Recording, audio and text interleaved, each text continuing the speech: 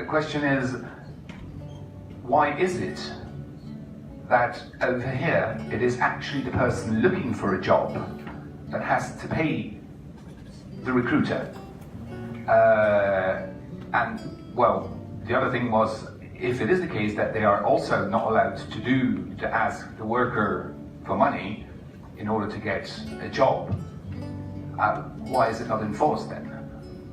Because it appears to me as a completely surreal situation that the one looking for the job is actually paying the recruiter, while the one looking for someone to do the job just has to sit and wait and not have to pay for anything, basically. Amendments to the Immigration Act. One of the key things that the government implemented was that there should be no recruitment fees charged to the migrant workers, and that the employers need to pay the recruitment charges. However, when I was in Indonesia last year, and again this was follow-up research from when we first interviewed the Indonesian fishermen who'd worked in New Zealand, increasingly what I was being told was that, well, okay, New Zealand wages are now higher, so the recruitment fees are higher. But also what was happening was there was unauthorised brokers selling jobs in a New Zealand shrimp processing factory. Now, New Zealand doesn't have a shrimp processing factory. Or selling jobs for legitimate New Zealand companies, but the jobs weren't legitimate. I mean, upside down, basically. While the one actually in the poorest, in the most vulnerable situation, is paying instead of the one at the other side. Wake up and smell the rotten fish, you know.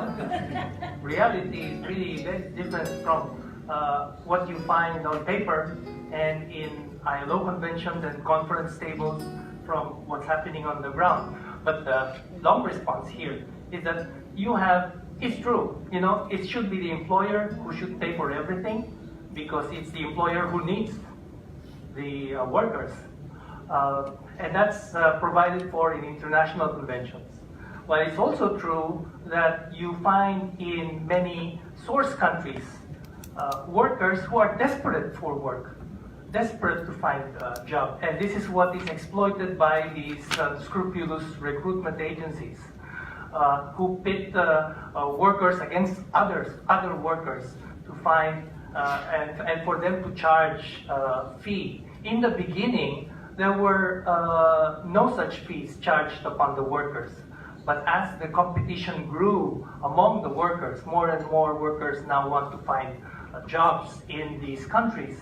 Then they compete against each other, and this is taken advantage of by the recruitment agencies and by the brokers who charge both the employer and the worker. So they get a lot of money both ways. What has happened in the Philippines is that we have instituted laws prohibiting, because there used to be some kind of collusion between the broker and the recruitment and the employer and government officials. So we have instituted a law that says that no government official or no relative of a government official can ever operate or be involved in the workings of a private recruitment agency. So much so that it's up to the third degree of consanguinity. But still, you know, that's what's on paper. We don't know whether this is really followed by the recruitment agencies.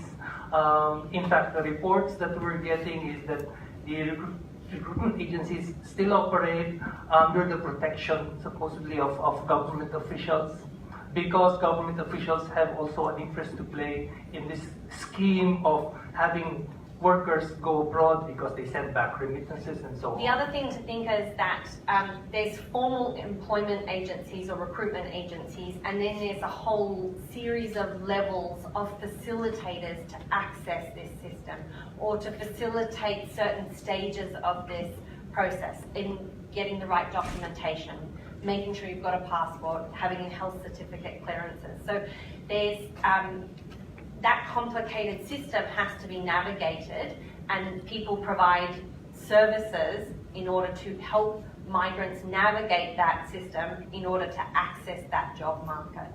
And so that's partly where it comes from. In Hong Kong, the worker in law is only meant to pay 10% of their first month's wages. That's by law what employment agencies are allowed to charge. In practice, that is flouted, and there's been some recent research on it. But there's all the kinds of different ways that various different kind of levels of broker and informal mediators of the process can kind of use the system to create them. Visa, they need medical certificates, they need government certificates. All these have costs. So these illegal agencies, they cover the cost without telling the migrants how much the cost really is.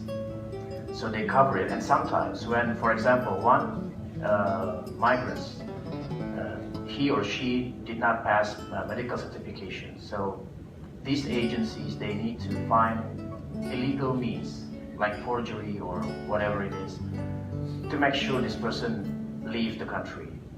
And the cost will be much higher, of course. All these costs will be burdened to the migrants. That's why they need to sell their houses, their whatever they have, just to go abroad. And this problem is multiplied by the fact that there are so many corrupt government officials who facilitate all these documents. So that is why it's important for everyone to understand that documentations how can a Taiwanese agency in Taiwan understood whether the documents are legit or fake? That's why it's important I think for us, for all of us, to find a way to verify the documents. It has to be legit, and the cost has to be transparent to the migrants. Thank you.